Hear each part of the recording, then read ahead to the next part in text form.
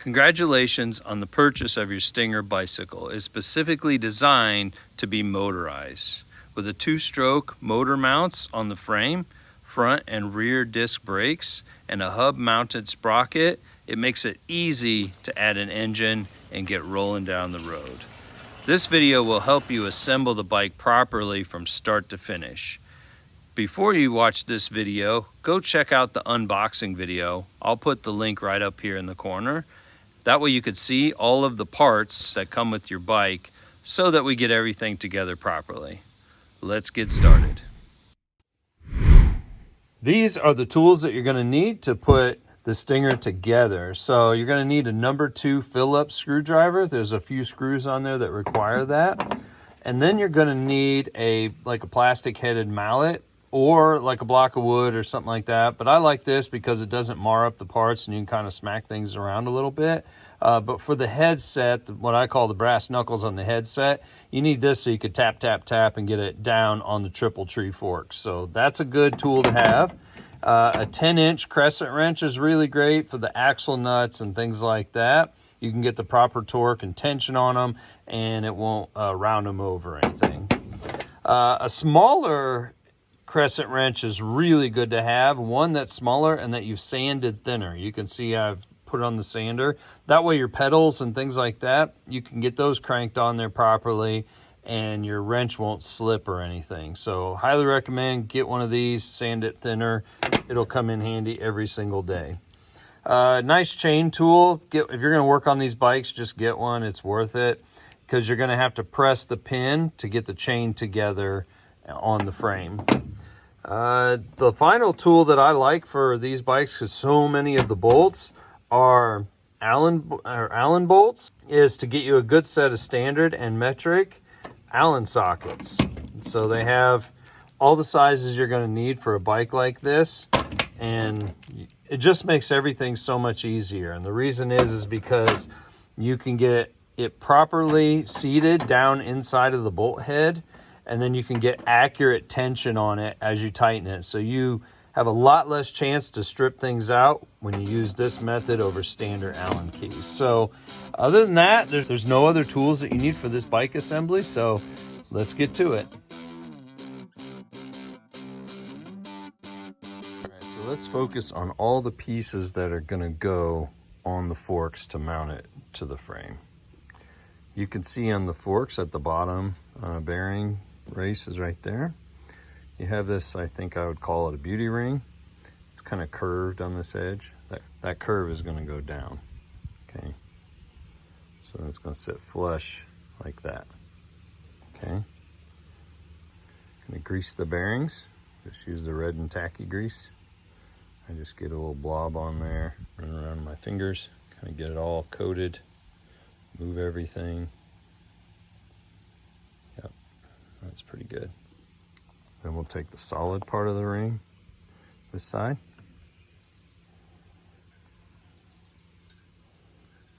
Run it all the way down. So see how the bearings are positioned on there? Take it, mount that.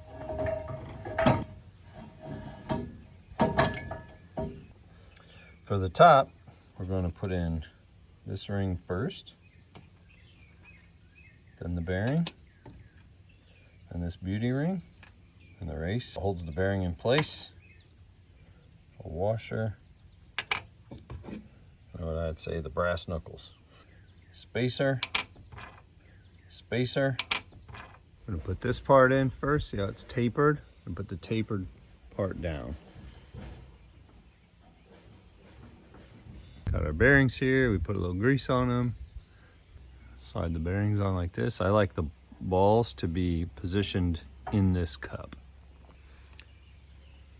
Next, you're going to take these two pieces, okay? You're going to put them together so they form that. Once it's all tight, it'll fit together. Then we'll put the flat washer on.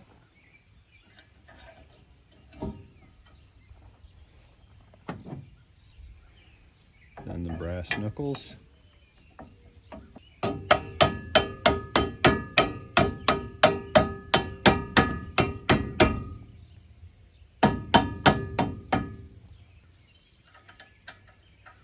One spacer.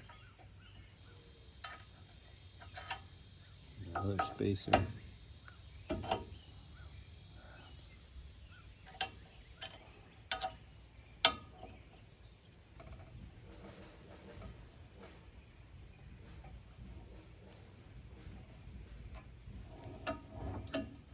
So really just tighten it so there's no play in it and you don't feel like it's smashing the bearings. Just snug is good.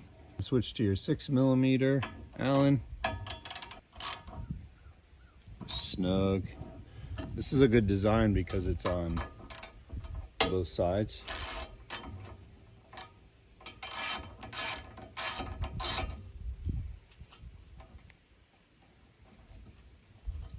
Just snug is good. Not going crazy yet. So you can see how nice that beauty ring is in there. You can see how that washer pushes up under there nicely. The bearings are captured. And you have two spacers. And you have that big fat washer with the bolt. Let's get the rear fender on. This is a good design because it sticks up over the tire really high, several inches away. There's a piece of flat stock that it screws to with 2 screws.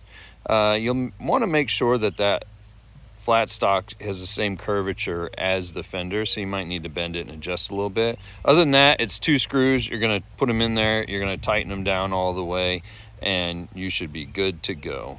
Looks good, doesn't it?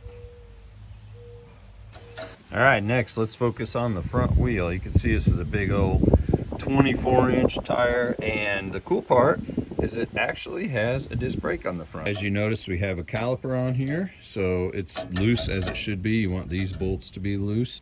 And on your hub here, you want to, on your axle, you want to make sure this washer is on both sides and that your nut is worked out so that you can slip this in here.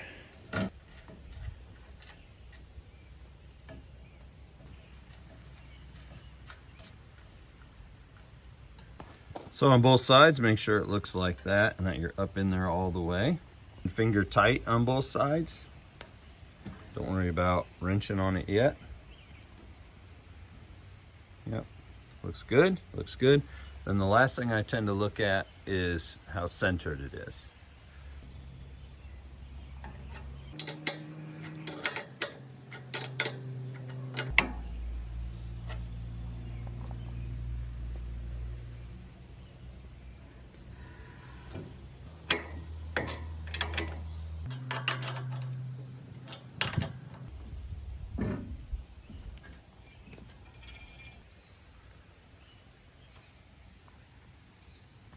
All right, let's get the rear tire on there. This is a 20-inch by 4-inch fat tire. It's cool. You can see that it has the disc brake on the back, the sprocket already mounted. You want to check tightness for all these bolts. And you want to spin this nut out and pay attention to, there's a lot of washers in here. So let's figure those out, okay? And then on this side, make sure there's one washer, so it's going to be on your outside. So I'm going to do one washer on the inside here. Remember, this other side only has one washer total, so we'll put it on the outside. Okay, we're going to slip it on.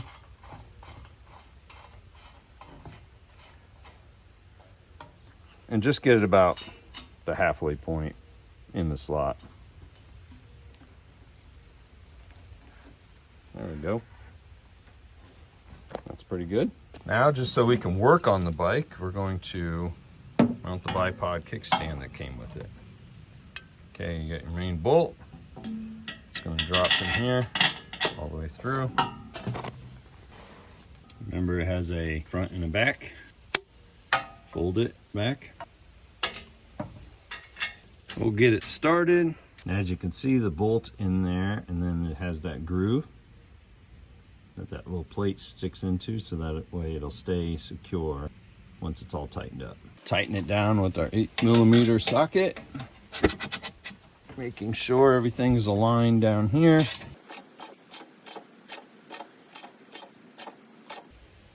Perfect. Let's do a quick review of the whole Stinger bike. Sorry for my shadow there. But you can see I just have the rear wheel finger tight, no chains on it yet. We have the fender on there, which has a nice amount of clearance. That's a good, healthy amount of clearance. And let's get the handlebars on this. So you can see that there's 4 Allen bolts in the top.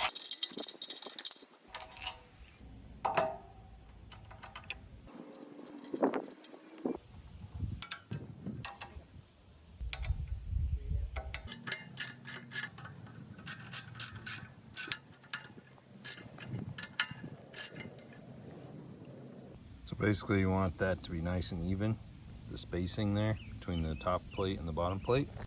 All right, we're gonna do pedals next. Right goes on the right, left goes on the left.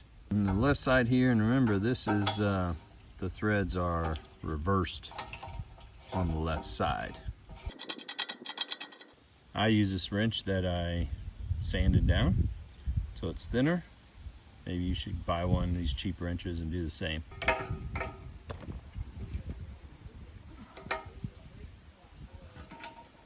Then the right side on the right side.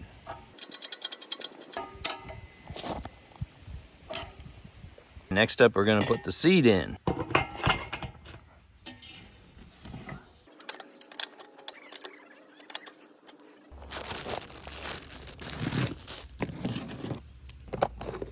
Okay, so the cool part about this chain is it just has the pin out of the way.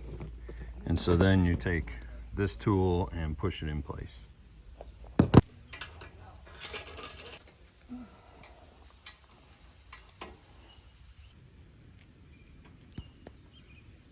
So make sure that the pin on the tool is all the way in. Then you set your chain in here. As long as that is staying in line with the tool, you'll be good to go. So I'm gonna turn the handle. You'll slowly drive that in there and your chain will be connected. Only do this if your chain is totally in line. Otherwise you gotta drive it out. Oops, that was a little too far. Okay, actually that's a good thing that happened. Let's work on that. Because you can flip it around. You can kind of see that it's too flush. You want a little bit to stick out on each side. Kind of hard to see, but we'll go. I'm gonna drive that pin back the other way. Just a little bit.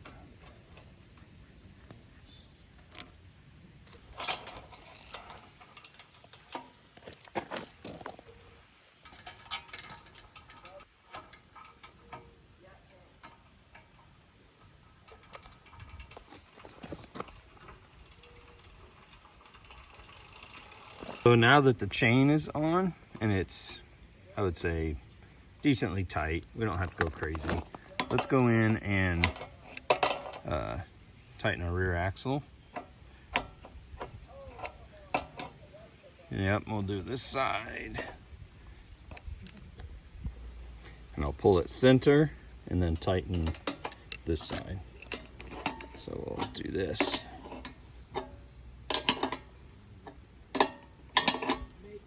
There we go. That's a really good start.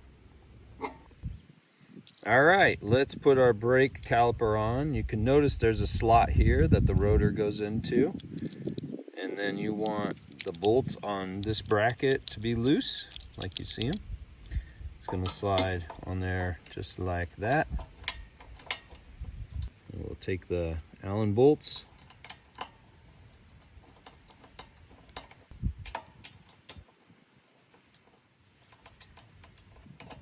Five millimeter, tightens it up.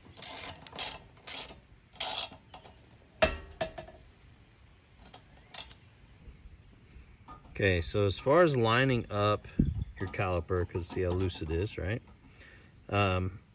If you notice this little, you can see the light through here, through this slot.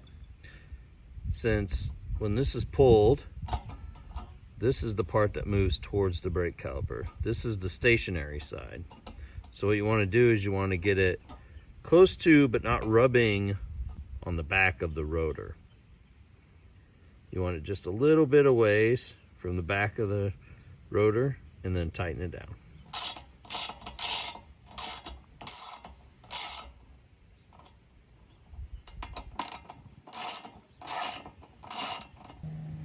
Another thing to pay attention to is how far the rotor is pressing up inside the caliper. That is all dependent on how far back this is, okay? So you could see that the angle of the brake caliper and the location of the wheel may cause it to bump into here. So you may have to lift one side out.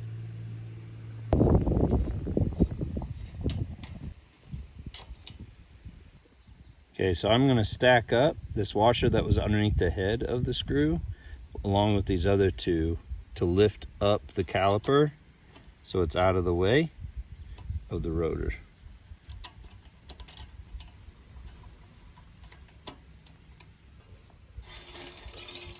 See how it's already spinning freely, not hitting the top of that? That's what you need to do.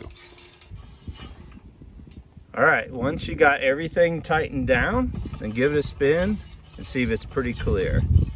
You're gonna hear some scraping and everything because everything's new, but it shouldn't be too much, just be like little skips, as you can hear. Once it gets broken in, it should be okay. Now there are times that these discs are a little wobbly. Make sure that all of the bolts on the side, you can't really see it here, but you can see it through the top, are tight. And if any of this is running untrue, don't be afraid to kind of give it a bend in the opposite direction to help true it. Now let's adjust the front caliper. You can see that it's pretty loose. Again, you're going to look down the top. Just get things snug.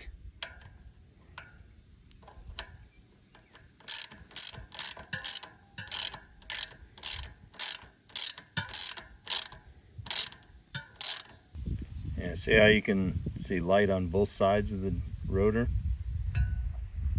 This one spins really freely. Wonderful. Now let's work on the cabling.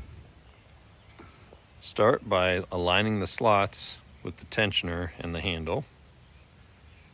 That way you can slip your cable in and work it all the way through. Open it up. You're going to place the cable barrel end in there. Sometimes they're kind of tight, so you may struggle a little bit, but there it goes. Feed it all the way through. Perfect. Slide the cable housing over, twist it so it'll stay in place. Then there's one cable guide that you slide through on the fork down to the caliper. That will work down to the caliper itself. So you're just going to push in the cable like that. Make sure that's turned all the way down. Then we'll open that up and feed the cable through. Like that.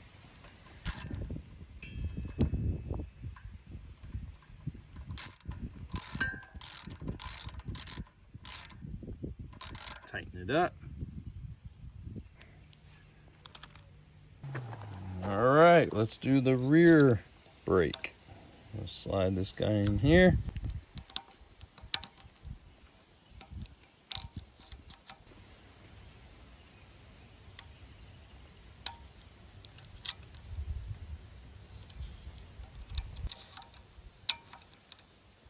Then we'll feed cable behind the fork here because we're trying to aim for these cable clips like that all the way down the frame.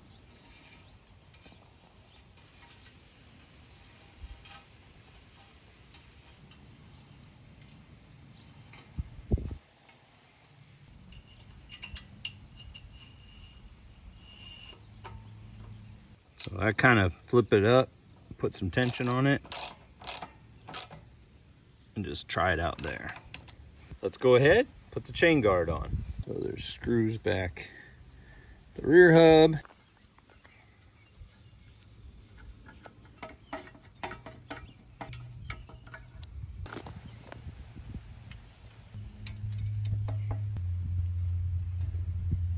You'll want to leave some room in there, so don't tighten it all the way down quite yet. Go around to the front here.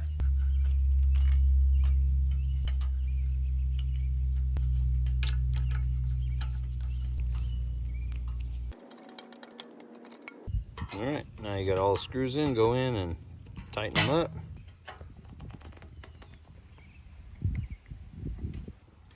Now for some finishing touches, like a light.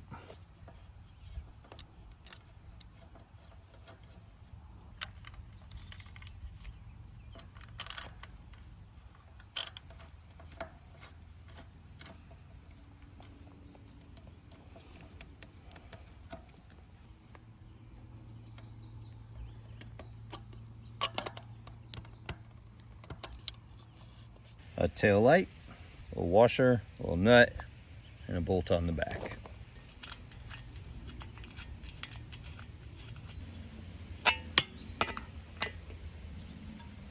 All right, next up is the tool bag.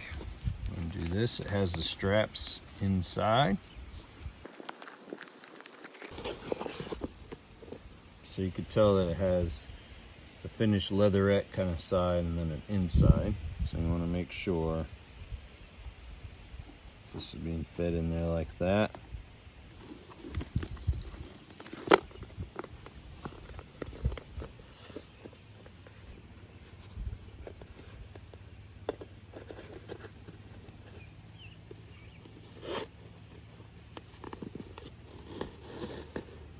All right. So it looks like that. So you can see that I have it, the buckle to the inside like that. So I want to make sure this one matches it. It's the same.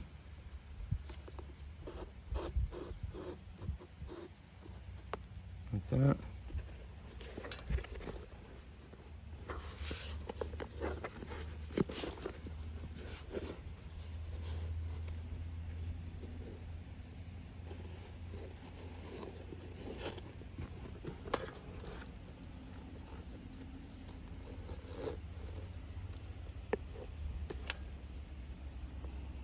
So I'm going to put the bag at this height because the way the straps go around the tubes, it's just going to slide down anyway when you ride it. So I'm going to put it at that position from the get-go.